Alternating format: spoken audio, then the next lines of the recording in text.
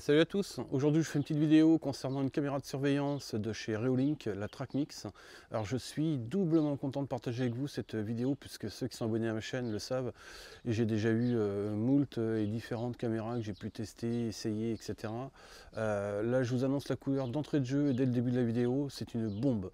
Elle est top, j'ai pas réussi à la prendre en défaut pour l'instant. Je vais vous faire voir tout ce qu'elle est capable de faire et comment elle fonctionne, avec des prises de vue, de suivi automatique, jour, nuit. Je vais vous parler de tout ce qui est notification. Ce que j'ai moins aimé, en tout cas au début, et vous allez comprendre, je vous expliquerai pourquoi je vous dis ça et j'insiste dessus, mais je vais tout vous détailler. Et puis ça va être parti, hein, mais rien à dire, on est sur du suivi évidemment automatique, 4K, 16 millions, double objectif, Wi-Fi, elle existe aussi en version, et je vous l'intègre aussi dans la vidéo, solaire. Enfin, c'est une bombe. Allez, c'est parti. Moi, je passe sur du filaire, c'est-à-dire branchement secteur, qui fonctionne aussi en PoE, pour ceux que ça intéresse. Déjà, on remarque que c'est bien protégé au niveau des connexions. Et je vais vous détailler. Donc là, vous la recevez, vous avez tout ça dedans. Alors déjà, ce que moi je flippe en général, c'est toujours ça, la longueur des câbles. C'est toujours un peu une galère. Et là, bravo Reolink, puisque donc vous recevez évidemment le branchement secteur, mais ils vous fournissent évidemment le câble Ethernet pour le PoE, mais surtout, ils vous fournissent une rallonge électrique de 4,50 m. Donc autant vous dire que là, je suis tranquille, et ça, c'est gros point positif. Ils vous fournissent également, donc là, ça va être la notice. Vous avez également le guide de montage, ça c'est assez logique. Ça c'est tout ce qui est fourni avec. Donc le fameux câble de 4,50 m. Ils vous fournissent ici, alors là je sais pas si c'est une erreur ou s'il y en a autant à chaque fois, mais tous les stickers en fait, comme quoi vous êtes sous vidéo surveillance.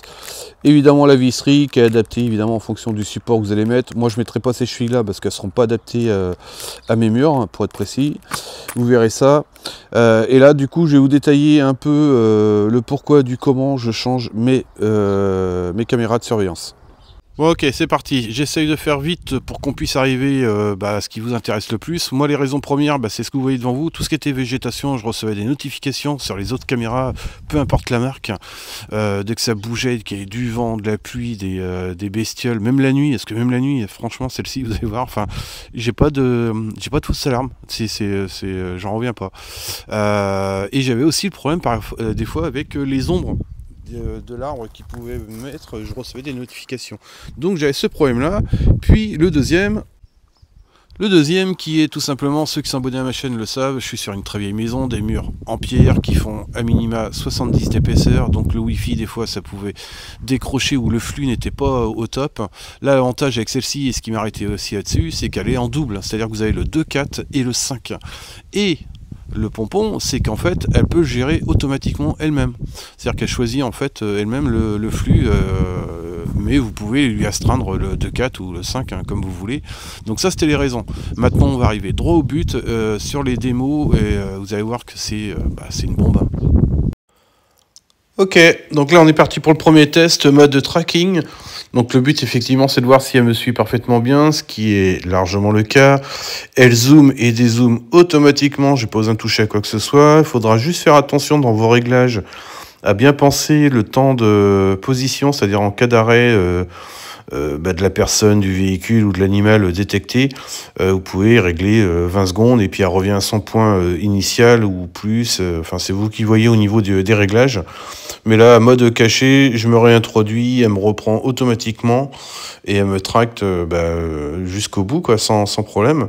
Donc c'est déjà validé, on passe à la suite.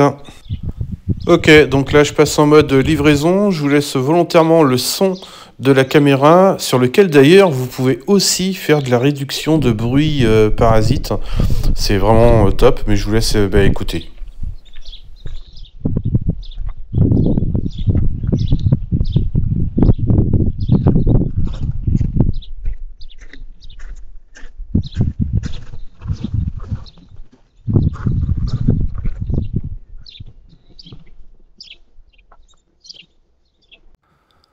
Ok, donc la courte vidéo de vision nocturne infrarouge avec déclenchement de lumière. pouvez voir que c'est nickel. On voit très très bien, très loin, aucun souci là-dessus.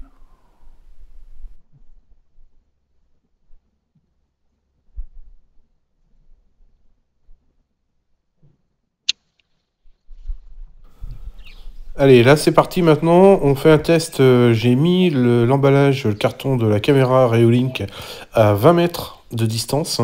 Vous allez voir qu'on zoome, alors évidemment à un moment donné on décèle, on réussit à deviner le nom qu'il y a sur la boîte, mais à 20 mètres, avoir une telle précision avec une qualité d'image qui reste encore très propre, là voilà, on est sur du flou, mais franchement 20 mètres, c'est largement top, quoi. Que ce soit une plaque d'immatriculation ou autre, rien à dire. Donc c'était histoire de vous partager avec vous le test et on continue. Ok, donc là j'enchaîne avec le mode infrarouge et détection automatique avec allumage des spots en cas de détection. C'est assez impressionnant. Donc là je pars, je suis à 25 mètres, hein, vous le voyez indiqué ici. Vous allez voir que je suis vite pris. Donc là je suis à une quinzaine de mètres de la caméra. Donc détection au top, et vous voyez que l'éclairage est toujours super, quoi, on voit nickel. Donc là du coup je vais réenchaîner, mais sans l'éclairage en vision nocturne.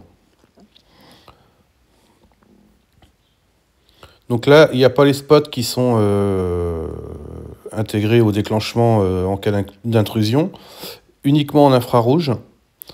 Et on va voir aussi le tracking de la caméra qui fonctionne toujours aussi bien. Il n'y a rien à dire là-dessus, hein.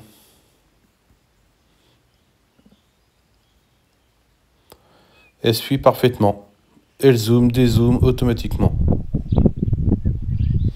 Et là maintenant on enchaîne avec une voiture. Donc là c'est pareil, c'est assez impressionnant. J'ai fait l'essai donc en arrivant. Vous allez voir qu'elle me prend, hop là. Et elle me suit. Je ne touche absolument à rien, c'est elle qui gère tout.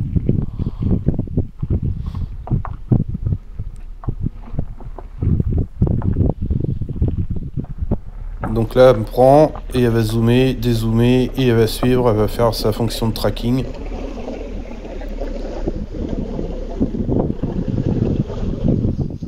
Je suis bluffé. Bon ok, on arrive à mes conclusions sur la caméra. Alors pour l'instant, alors je précise, je vais vous refaire une vidéo short d'ici peu de temps, mais pour confirmer en fait tout ce que j'ai pu constater jusqu'à présent.